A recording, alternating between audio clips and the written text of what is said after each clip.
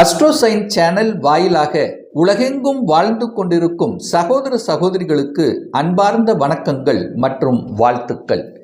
இன்றைய பதிவு சனி பகவானினுடைய வக்ர நிவர்த்தி பலன்கள். அதாவது கடந்த 4.5 மாதமாக, அதுவும் குறிப்பாக சொல்ல போனால் ஜூலை மாதம் 13ஆம் தேதியிலிருந்து சனி பகவான் வக்ர நிலையில் இருக்கார். எதுவரைக்கு இருக்கார்? 27/11/2025 வரை.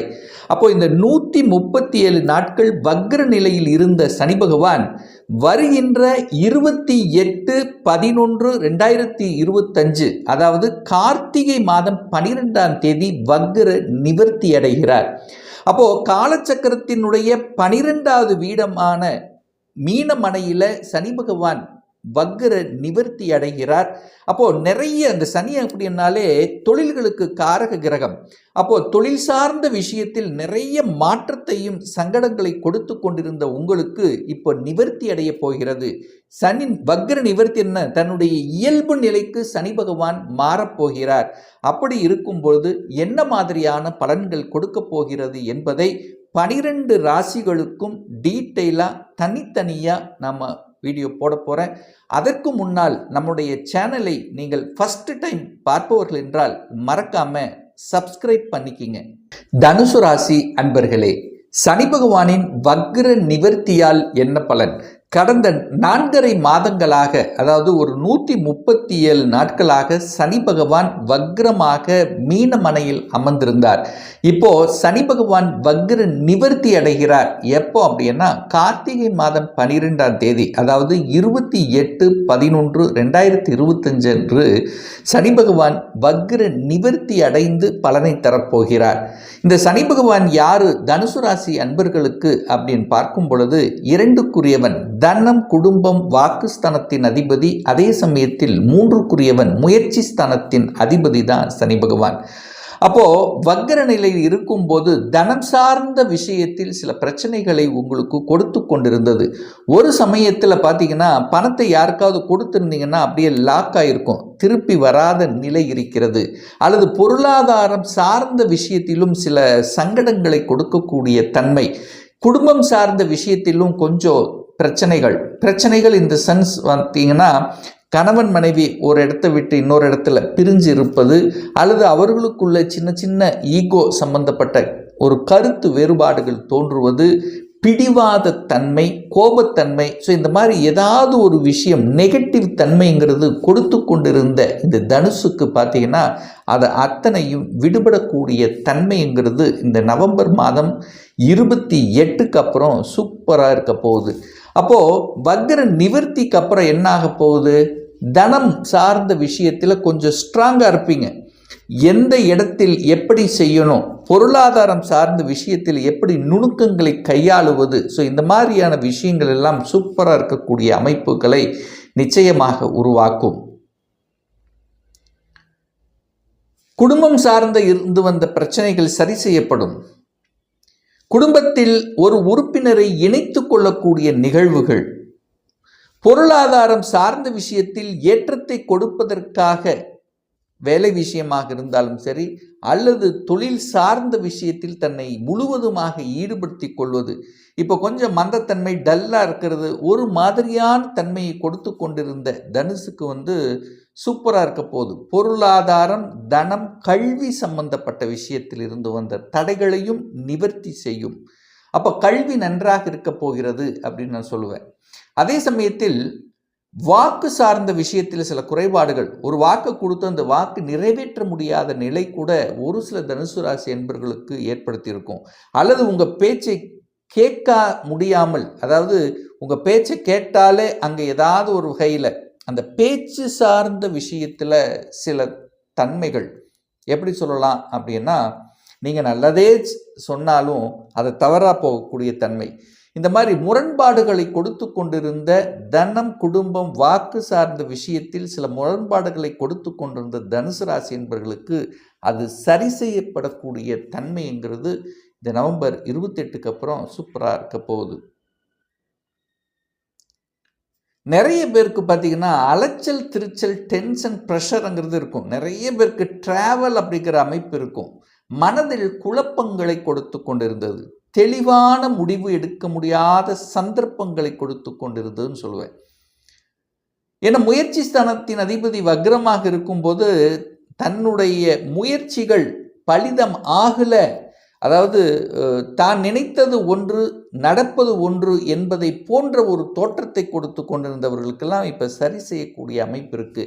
மனம் நன்றாக இருக்க போகிறது, தெளிவான டிசிஷன் மேற்கக்கூடிய தன்மை, சகோதர வகையில் இருந்து வந்த குழப்பங்கள் தீரக்கூடிய தன்மை, இதெல்லாமே நல்லபடியாக அமையும் இந்த சனி பகவானின் வக்ர நிவர்த்திக்கு அப்புறம்.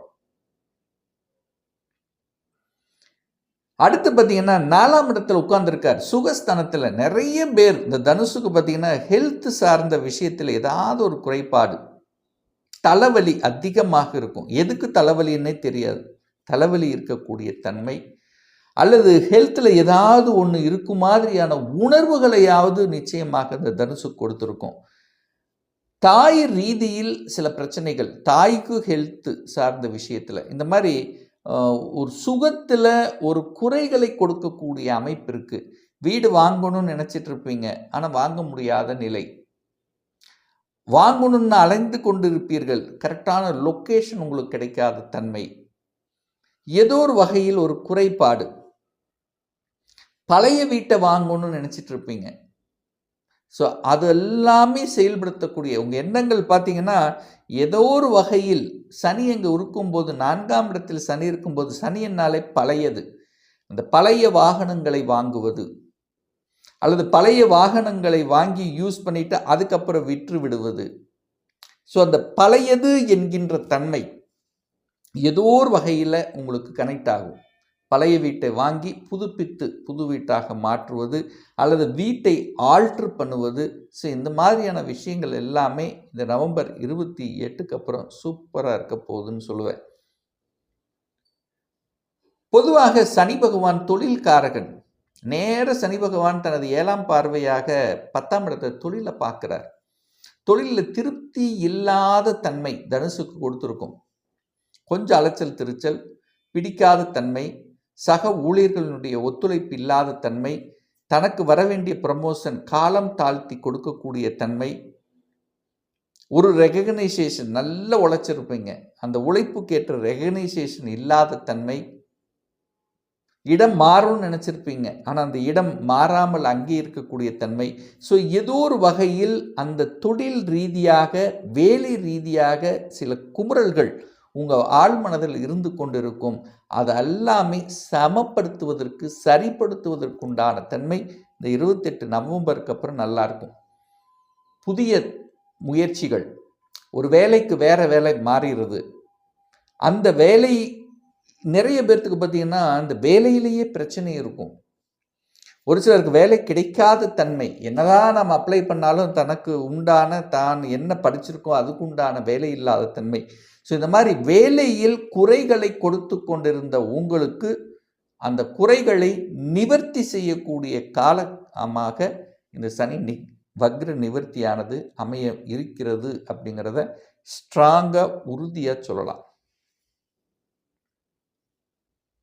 நிறைய பேர் பார்த்தீங்கன்னா கடன், 6ஆம் இடத்தை சனி பார்க்குறார், வக்ரமாகி பார்க்குறார், கடன் அதிகமாக்கியிருப்பீங்க. நிறைய பேர் ஏதோ ஒரு வகையில் செலவு அதிகமாக இருக்கும், கடன் அதிகமாக இருக்கும், எதிர்ப்பு அதிகமாக இருக்கும். இந்த கடன், நோய், எதிர்ப்பு, பகை அப்படிங்கிற ஏதோ ஒரு விதத்தில் சிக்கி கொண்டிருக்கக்கூடிய தன்மை ஒரு சில தனுசுக்கு நிச்சயமாக ஏற்படுத்தியிருக்கும். ஒன்று கடனை வாங்குறது, இல்லை கடனை அடைப்பது. அந்த கடனை பற்றிய சிந்தனை ஓட்டங்கள் உங்கள் ஆழ்மனதில் இல்லாமல் இருந்திருக்கவே முடியாது. அப்போ கடனை பற்றிய சிந்தனை ஓட்டங்கள், கடனை அடைப்பதற்குண்டான சாத்தியக்கூறுகள், ஒரு கோர்ட் கேஸ் இருக்குது அப்படின்னா அதை தீர்ப்பதற்குண்டான சாத்தியக்கூறு. இந்த 3 வருஷமாக நீங்கள் என்னதான் சொல்யூஷன், என்னதான் இதை எடுத்தாலும் அதுக்கு ஒரு சொல்யூஷன் கிடைக்காத தன்மை, இப்போ ஒரு சொல்யூஷன் கிடைக்கக்கூடிய தன்மை இந்த நவம்பர் 28க்கு அப்புறம் நிச்சயமாக இந்த தனுசுக்கு ஏற்படுத்தும். அதே சமயத்தில் பார்த்தீங்கன்னா அந்த சனி பகவான் குருவினுடைய நட்சத்திரத்தில் செயல்பட போகிறார். அப்போ குரு அப்படிங்கிறது என்ன? நிறைய பேர்த்துக்கு குழந்தை பாக்கியம் கிடைக்காத சூழ்நிலை கூட இந்த தனுசுக்கு ஏற்படுத்தி இருக்கும். அப்போது இந்த வக்ர நிவர்த்தி காலகட்டத்தில் குழந்தை பாக்கியம் கிடைக்கக்கூடிய தன்மையும் உங்களுக்கு நிச்சயமாக இருக்கும். நிறைய செலவு பண்ணியிருப்பீங்க, நிறைய ட்ரீட்மெண்ட், ஏதோ ஒரு வகையில் 4ஆம் இடத்தில் அமர்ந்து கொண்டு உங்கள் சுகத்தை கெடுத்து கொண்டு இருந்ததுன்னு சொல்லுவேன். அப்போது அந்த குரு நட்சத்திரத்தில் பிரயாணம் பண்ணும் காலகட்டம் பார்த்தீங்கன்னா உங்களுக்கு குழந்தை பாக்கியத்தை கொடுத்துரும். நிறைய பேர்த்துக்கு குழந்தை பாக்கியம் கொடுக்கும். திருமணம் சார்ந்த சுப காரியங்கள், ஏன்னா குரு 7ஆம் இடத்தில் உட்கார போகிறார். அப்போது சுப காரியங்களை செய்யக்கூடிய அமைப்புகளையும் நிச்சயமாக ஏற்படுத்தும். அந்த அந்த 2 முயற்சியில் இருந்து வந்த தடை, அதுதான் திருமணத்துக்கு நிறைய முயற்சி எடுத்திருப்பீங்க, அந்த முயற்சி தடை விலகப் போகிறதுன்னு சொல்லுவேன். படிப்பில் இருந்து வந்த தடை விலகப் போகிறது. அப்போது புத்துணர்வு கிடைக்கக்கூடிய, இனிதான் உங்களுடைய ஆட்டமே ஆரம்பமாகிறது அப்படின்னு சொல்லுவேன். அப்போது முயற்சிகள் பலிதமாகக்கூடிய, நல்லவைகள் நடக்கக்கூடிய ஒரு நல்ல காலகட்டம் நிச்சயமாக இந்த தனுசுக்கு ஏற்படுத்தும் அப்படிங்கிறதுல எந்தவித மாற்று கருத்தும் கிடையாது. ஒரு துல்லிய பலன் வேணும். சொந்த தொழில் செய்யணுங்கிற ஆசை இருக்குது, அதற்கான கொடுப்பினே நம்மளுடைய ஜாதகத்தில் இருக்கா? திருமணம் தடைப்பட்டு கொண்டே இருக்குது, எப்போ சார் திருமணம் நடக்கும்? கடன் அதிகமாக இருக்குது, கடன் எப்போ நான் அடைப்பேன்? எப்போ நான் வீடு கட்டுவேன்? எப்போ எனக்கு குழந்தை பாக்கியம் கிடைக்கும்? இது போன்ற கேள்விகளுக்கும் ஒரு பர்சனல் கன்சல்டேஷன் எடுத்துக்கணும், ஒரு சுய ஜாதகம் பார்க்கணும் என்று விருப்பமுடைய அன்பர்கள் டிஸ்பிளே தெரியக்கூடிய நம்பருக்கு வாட்ஸ்அப் மூலியமாகவோ ஃபோன் கால் மூலியமாகவோ தொடர்பு கொண்டு நேரடியாகவோ அல்லது ஆன்லைன் மூலமாகவோ கன்சல்டேஷன் எடுத்துக்கலாம். நம்மளுடைய அலுவலகம் கோயம்புத்தூரில் அமைந்துள்ளது. அதாவது கோயம்புத்தூரிலிருந்து மேட்டுப்பாளையம் செல்லும் வழியில் வெள்ளக்கிணர் பிரிவு, அதாவது அன்னபூர்ணா ஹோட்டலுக்கு அருகில் அமைந்துள்ளது. பிரியர் அப்பாயின்மெண்ட் வாங்கிட்டு நேரடியாக கன்சல்டேஷன் எடுத்துக்கலாம். நிச்சயமாக இந்த பதிவு ஏதாவது ஒரு ரூபத்தில் உங்களுக்கு யூஸ்ஃபுல்லாக இருக்குங்கிறதுல எந்தவித மாற்று கருத்தும் கிடையாது. இந்த ராசி நட்சத்திர நேயர்கள் அனைவரும் வாழ்க வளர்க வளம் பெறுக என்று எனது வாழ்த்தினை தெரிவித்துக் கொண்டு விடைபெறுகிறேன். நன்றி, வணக்கம், வாழ்த்துக்கள்.